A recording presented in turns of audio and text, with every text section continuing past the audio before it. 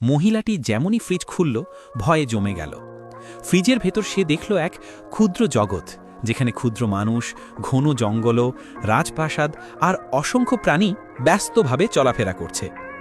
আশ্চর্যের ব্যাপার, ওই ছোট্ট দুনিয়ায় সময় অনেক দ্রুত বয়ে চলেছে। ফ্রিজের বাইরে 1 সেকেন্ড মানে ভেতরে প্রায় 10 বছর। মাত্র 2.5 মিনিটের মধ্যে সেই ক্ষুদ্র জগৎ মধ্যযুগ থেকে শিল্প বিপ্লবের যুগে পৌঁছে গেল।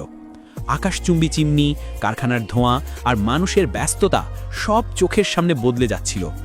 যখন তারা দুজন ফ্রিজের সামনে দাঁড়িয়ে এসব দেখছিল, তখন ভেতরের 2 শ্রমিক কথা বলছিল।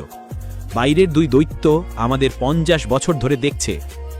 ভেতরের মানুষগুলো জানত যে তারা ঈশ্বর, মানুষ তাদেরকে পূজা করত, তারা আসলে ফ্রিজের বাইরের মানুষ।